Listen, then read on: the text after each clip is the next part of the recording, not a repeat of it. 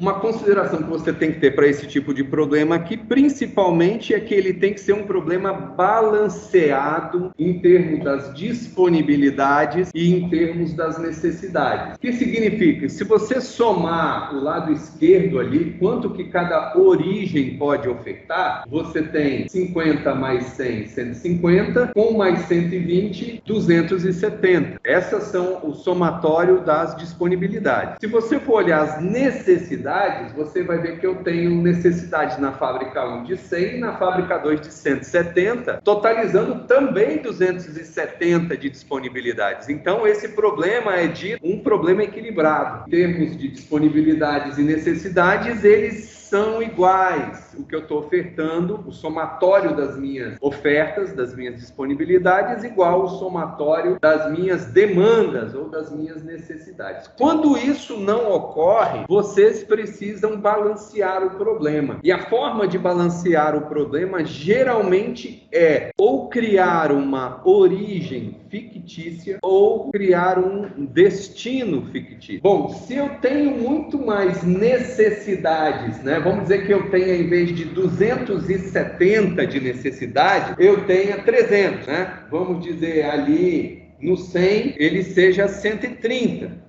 Tá me acompanhando? Se ali no 100 ele for 130, eu vou precisar criar uma origem fictícia 4 que oferte 30, para eu ter balanceado o meu problema. Você entendeu? Agora, observe que cada rota que liga uma origem a um destino, ela tem um custo unitário de transporte. Então você está vendo o custo aí C11. O custo C11 é o custo de transporte de ligar a origem 1 ao destino 1. Por isso que é C11. As origens I e os destinos J, onde I vale de 1 até 3, origem 1, 2, 3, e o destino vale J, 1 a 2. Então eu tenho custo C de índice IJ, concorda? O que é um custo C de índice IJ? O I é as minhas origens. Quantas eu tenho? 3. Meu I, então, varia de 1 a 3. Meu J são os meus destinos. Meu J varia de 1 a 2. E aí eu tenho as combinações de custos C e J. C, origem, a C, a J, destino. Então, C12 é o custo da interligação da origem 1 ao destino 2. Qual é o custo? 12.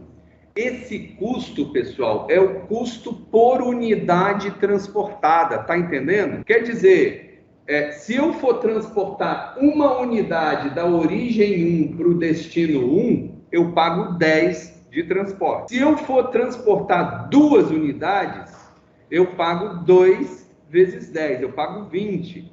Então, esse aí é o custo unitário de transporte entre uma origem I e um destino J. Bom, eu acabei criando uma origem fictícia. Quando eu geraria um destino fictício? Se eu tenho mais disponibilidades do que necessidades, vamos ver que do lado esquerdo aí, se eu em vez de ter 50, 100, 120, eu teria 100, 100 e 120. Teria 320 de disponibilidade. Tem mais disponibilidade do que necessidade, eu teria que criar uma necessidade fictícia, um destino fictício, que seria aí uma fábrica 3, que não existe. Como ela não existe, qual seria o custo de transportar para ela? Qual seria o custo de eu transportar isso aqui para lugar nenhum? 0. Então, toda ligação de origem fictícia para um destino real, ou toda ligação de uma origem real para um destino fictício, tem custo de transporte 0. Se eu fosse representar aqui o simplex na forma canônica, eu iria minimizar os custos de transporte, né? Quer dizer, eu tenho um custo da origem 1 para o destino 1, que multiplica pela quantidade transportada da origem 1 para o destino 1, perfeito? Mais um custo da origem 1 para o destino 2 vezes a quantidade transportada. E eu teria que representar aqui toda a minha cadeia, né, de transporte, quer dizer, todos os meus segmentos de reta multiplicando os custos pela quantidade transportada e fazendo um somatório disso. Da mesma forma que eu quero minimizar isso daqui, eu tenho restrições envolvendo o problema. O que eu tenho saindo da minha origem 1? Eu tenho uma quantidade transportada aqui, x1, da origem 1 para o destino 1, e tem uma quantidade transportada da origem 1 para o destino 2, que é x12. Perfeito? Se eu somar x11 mais x12, as duas quantidades que saíram daqui, quanto tem que dar? Você entendeu que isso é uma restrição? É uma restrição de oferta. As quantidades que saíram dessa origem 1 somadas não podem ser maior do que a oferta da origem 1. Da mesma forma que quantas saídas eu tenho da origem 2? Duas. Quais são as quantidades transportadas que saem da origem 2? x2, 1, x2, 2. x21 mais x22 tem que ser igual a 100, que é a restrição de oferta. E aqui também, né? Quer dizer, x31 e x32 somados tem que dar 120. Completei as minhas restrições de oferta. Só que isso é parte do problema. Eu tenho restrições de demanda também, né? Porque olha só, quem está chegando aqui, essas três quantidades que estão chegando aqui tem que ser igual a 100.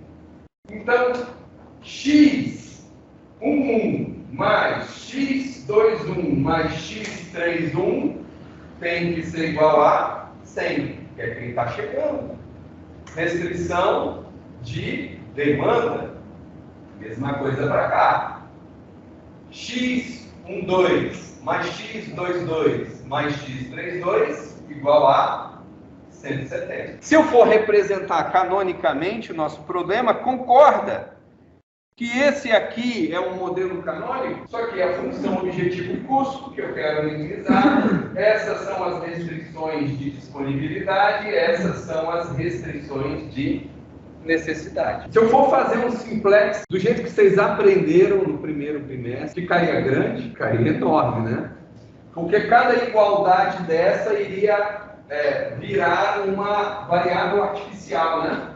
Então aqui eu ia ter 1, 2, 3, 4, 5, 6, 7, 8, 9, 10, 11, 12, 13, 14, 15, 16, 17 variáveis no problema, né? Pensa na função W, que é o somatório ali de a variável artificial A1, A2, A3, A4. Precisa verificar uma forma melhor de fazer isso daqui. Primeira coisa que a gente vai aprender é representar o problema. Isso aqui é uma representação mais tabular, em vez de ser a forma canônica. Eu estou colocando aqui as origens nas linhas. Estou colocando os destinos nas colunas, estou representando aqui os custos de transporte aqui no meio, ok? E estou representando aqui embaixo as necessidades da fábrica 1 e 2, necessidades a serem supridas, e aqui as minhas ofertas das origens 1, 2, 3. Nessa coluna eu vejo que é equilibrado. Se não fosse equilibrado, ou ia criar uma linha nova para uma origem fictícia ou uma coluna nova para um destino fictício, com custo de transporte zero. Que seria esse exemplo? Observa aqui que eu tenho mais necessidades do que disponibilidade. Nesse caso, o problema é desequilibrado. Tenho aqui 250 de disponibilidade, 270 de necessidade. O que eu preciso criar aqui? Uma origem fictícia ou um destino fictício? Um destino, não é? É? Não, lógico que não. Porque presta atenção. Eu tenho aqui 270 de necessidade. Meu destino está precisando. Mas eu não tenho o suficiente para atender o meu destino. Então eu preciso criar uma nova origem. Uma origem fake. Que oferte quanto? 20. Para criar uma origem fake, eu vou criar uma linha nessa tabela ou uma coluna? Uma linha. Uma linha OF, né? Origem fictícia, ou uma linha O4. E quantos seriam os custos aqui de transporte dessa linha nova? 0 e 20 para ficar equilibrado. Como que ficaria? Assim. Criei uma origem fictícia 1, custos de transporte 0, disponibilidade de 20. Se você somar disponibilidade 270, somando necessidade 270, problema equilibrado. Ok? Bom. Um problema desse aí, ele teria muitas variáveis de trabalho para fazer simplex. Então a gente não compensa fazer com simplex, por isso a gente usa uma generalização que só se aplica a esse tipo de problema, que é problema de transporte. Problema que você tem origem e destino, com custos ligando, e que você precisa minimizar os custos unitários. Então a gente tem aqui um fluxograma que estabelece a forma como isso vai acontecer. Ok? Nesse fluxograma nós vamos aprender cada uma etapa aqui, né? A etapa que nós vamos começar a aprender hoje é esse processo chamado solução inicial. Nós vamos criar uma solução inicial para um problema. Essa solução pode ser gerada como uma semente, como um número aleatório, entre aspas, né? E sendo um número meio aleatório, ele pode estar distante da solução real, né? O ideal é que eu criasse um chute mais certeiro, né? Pelo menos na direção de onde está o gol, né? Então a gente tem duas técnicas para criar essa solução inicial. Uma chamada método do canto noroeste, que ela é bem distante da solução real. Você entende que a solução real, ela tem a ver com o objetivo do nosso problema. Qual é o objetivo mesmo? Minimizar o custo total de transporte. Então, para eu minimizar o custo total de transporte, uma coisa que eu tenho que estar olhando sempre é o custo, não é? Praticamente ele é a minha variável dependente aí. Ele está de olho no custo. O método do canto noroeste, ele gera uma solução inicial sem olhar para o custo. Ela é uma solução, então, que seria próxima da solução ideal? Não, não é. Mas ela gera uma solução inicial razoável. Interessante. Não próxima, mas razoável. O método de Vogel, que é o segundo método que nós vamos aprender para gerar a solução inicial, ele já olha para os custos. Ele é também chamado de método das penalidades. A partir do método de Vogel, nós conseguimos gerar uma solução inicial, se não é a ótima, ela é extremamente próxima à solução ótima do problema. Só que se nós estamos gerando aqui, nesse processo, uma solução inicial, a gente precisa ter algum critério para avaliar se ela é ótima ou não. Então, depois que a gente aprender esses dois métodos, nós vamos precisar submeter o resultado dele, essa solução, a um critério de otimalidade. Quer dizer, testar se essa solução inicial ela é ótima ou não. O resultado do critério de otimalidade é um processo decisório, onde a gente verifica se a solução gerada ela é a que minimiza o custo total, e aí a gente chegaria na solução ótima encontrada e o problema acabou, ou se ela não é a solução ótima do problema ainda, mas ela é uma aproximação, e a partir dessa aproximação a gente tem que gerar uma nova solução para ser testada.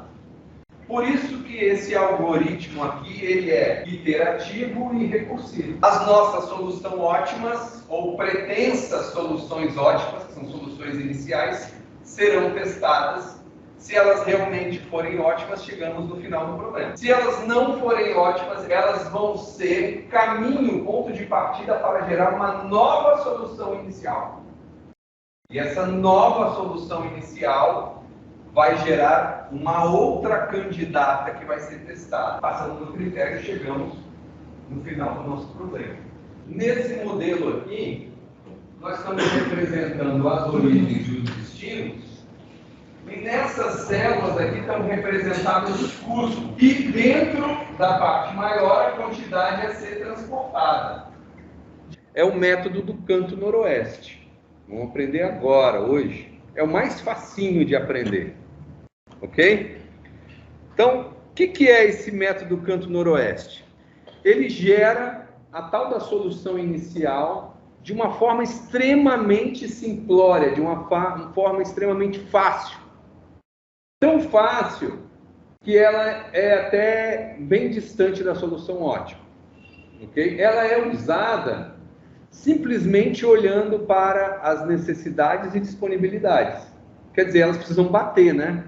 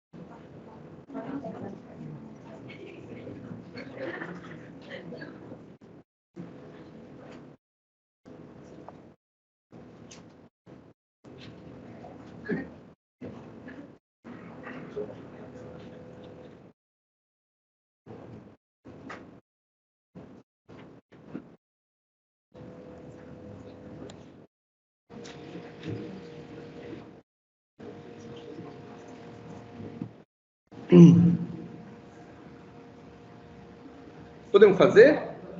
Beleza, então olha só. Coloquei aqui rapidão e vamos fazer. Então, o destino 1 que está aqui, você sempre vai olhar para o atendimento das necessidades do destino. Esse destino 1, ele está precisando de 8. E a minha origem 1 tem 10. Então, eu consigo suprir esses 8 aqui. Com isso, não tenho mais esses 8 para precisar atender o destino. Atendi todas as necessidades, então não vai ter transporte mais indo para o destino 1. Né? Destino 1 já foi totalmente atendido nas suas necessidades. E aqui eu não tenho mais a oferta de 10, porque se eu deixei 8 ali, eu tenho agora apenas 2. Ok? Bom, como eu não tenho mais nada para fazer na coluna do destino 1, eu vou para a célula do lado aqui. Vou ver qual é a necessidade do destino 2. Eu vi que é 30. E eu não tenho 30 para ofertar na origem 1. Eu tenho 2. Eu vou ofertar o que eu tenho, que é 2. Com isso, eu esgoto a minha oferta, né? Do que eu tenho na origem 1 para ofertar. Não tenho mais nada que pudesse sair da origem 1 para outro lugar. Então, em vez de ir para a direita, eu vou para baixo. Sabendo que daqueles 30 que eu tenho para atender, eu só atendi 2. Então, eu ainda preciso atender 28. Olhando, então, para a minha necessidade do destino 2 de 28, e olhando para a célula que eu estou, que é da origem 2, eu só posso ofertar 20. Então, eu vou colocar os 20 aqui, ofertando tudo o que eu tenho disponível na origem 2, de maneira que a origem 2 não consiga mais mandar para nenhum lugar, e eu zere, né, a minha oferta da origem 2, ficando agora com nada. Né? Não tenho nada aqui para ofertar mais. Então, eu vou para baixo. Dos 30 que eu tinha, que viraram 28, agora eu ainda estou precisando de... Eu atendi quanto? 22. Então, quanto que eu preciso? Qual é a total aqui? 30 menos 22, 8. Esses 8 que o destino 2 precisa, a origem 3 só tem 10. Então, eu posso atender os 8 aqui. Então, eu atendo os 8. Não preciso mais nada no destino 2. Eu atendi tudo que eu precisava no destino 2. Então, aqui não tenho nada que vem para cá, aqui ficou 0, e agora eu vou para o lado, porque eu ainda tenho que atender aqui, né? No meu destino 3, aqui eu não tenho mais 10 na minha origem 3, porque eu gastei 8, então sobrou quanto aqui na minha origem 3? Sobrou 2. 2 é o que eu posso ofertar aqui, é a única coisa que eu tenho para ofertar, zerando essa disponibilidade de 2 aqui, acabou ela, né? Então, aqui no destino 3 eu não tenho mais necessidade de 17, porque eu atendi 2, eu ainda tenho necessidade de 15 para atender aqui o meu destino 3. Eu tenho necessidade de 15 no destino 3, minha origem fictícia tem 15 também, eu aloco aqui 15, zerando a minha disponibilidade de 15 da origem fictícia A e zerando a minha necessidade do destino 3 sendo suprido. Então, eu estou fazendo aqui um transporte de 8, 2, 28, 2 e 15, ok?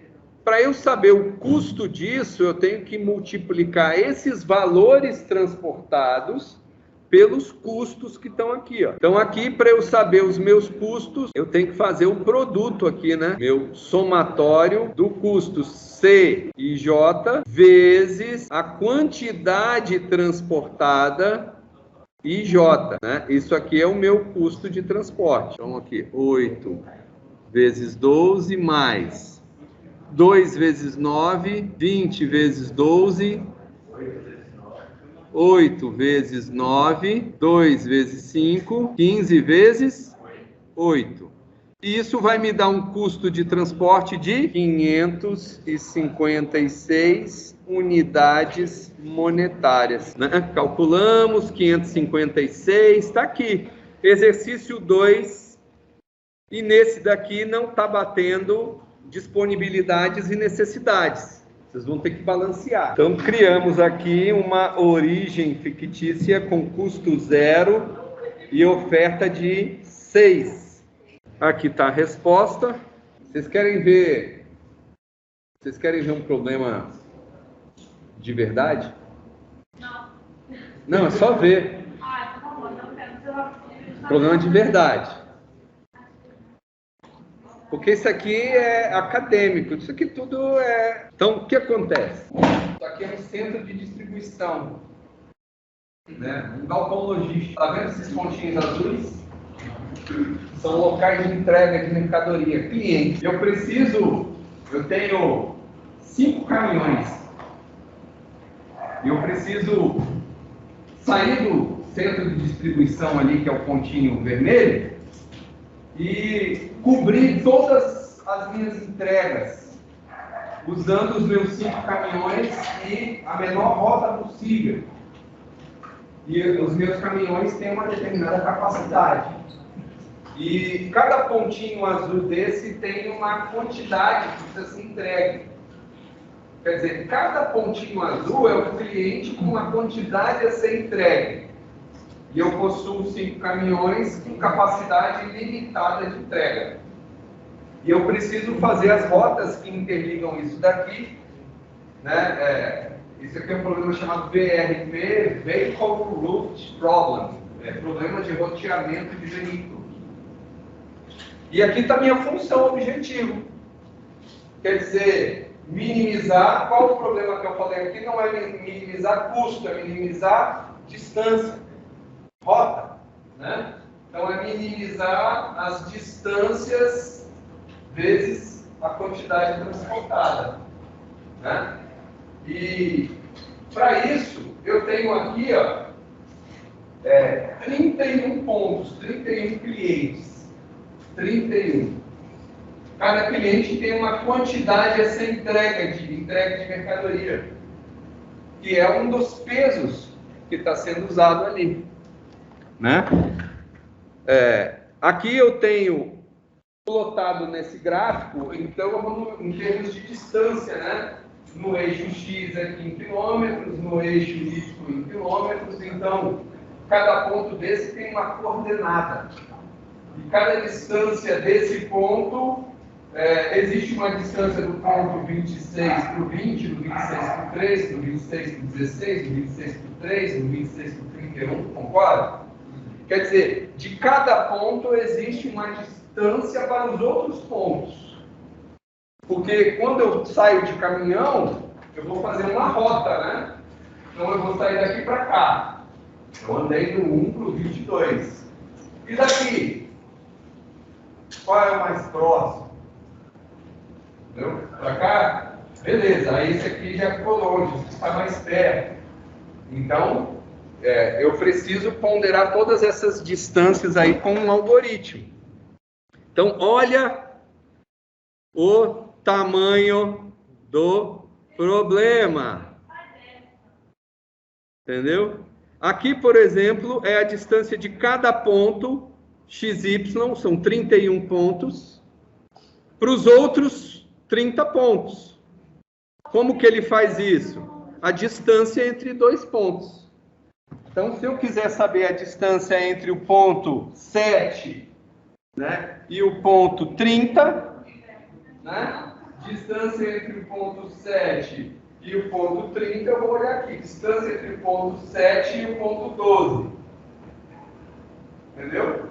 Eu tenho aqui ponderadas as distâncias entre os pontos. É isso que você está fazendo começar? Não, isso aqui já fiz há muito tempo. Você que fez isso tudo? Agora eu já estou no doutorado. Aqui a quantidade transportada. Ok? Lembra que eu tenho... Esse trem colorido aí, esse amarelo? O trem coloridinho é a capacidade, né, de carga do caminhão. Onde tem 0, não teve transporte. Onde tem 1, tá vendo aqui, ó? Onde tem 1, tá pintadinho, teve um transporte da origem do ponto 1 para o ponto 10. Isso é um transporte.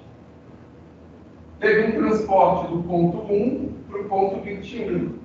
Do ponto 1 para o ponto 23.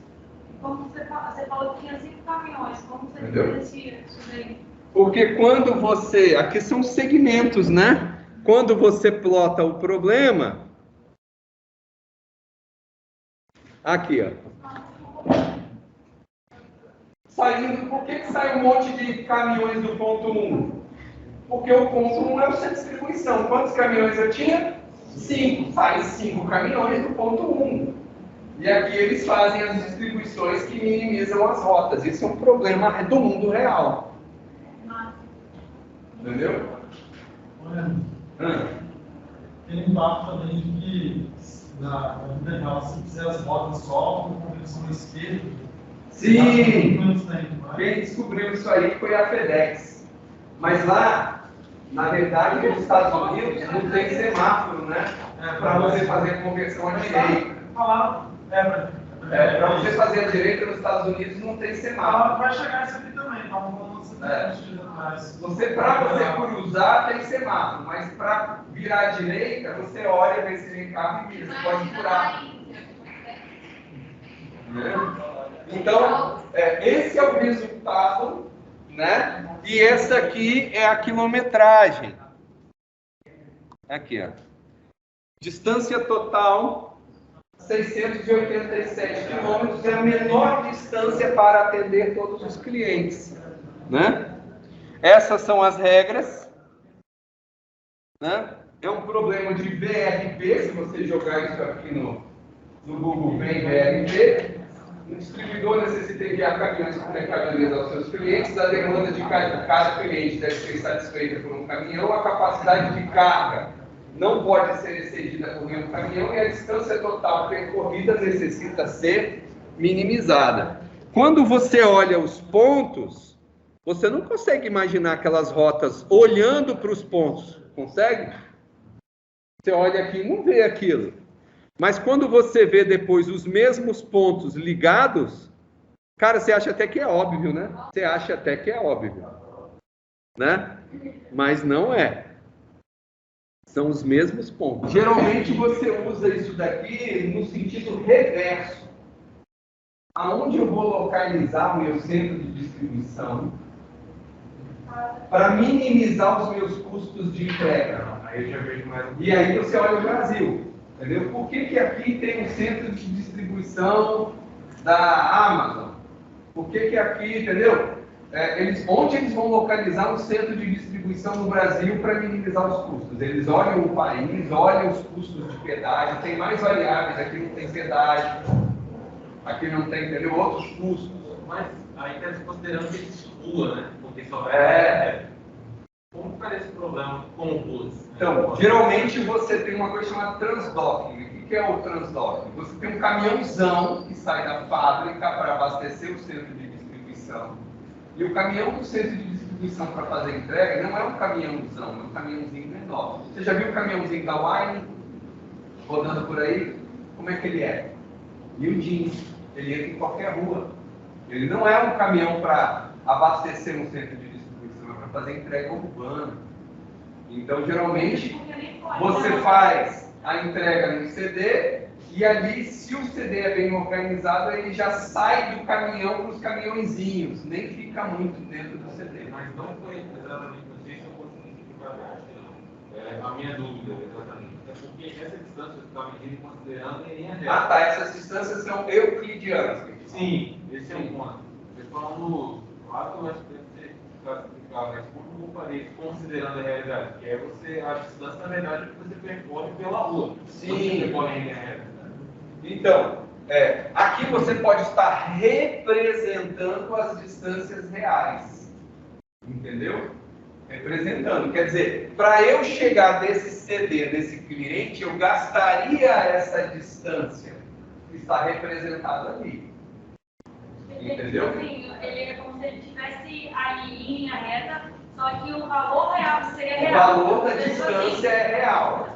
O valor da distância é real. Só que você andou rua, subiu morro, desceu morro. Mas imagina que eu devo distanciar da realidade, né? Se tiver um percurso, a avenida dá uma volta muito grande. Então, a distância está sendo considerada. Todas as distâncias são reais.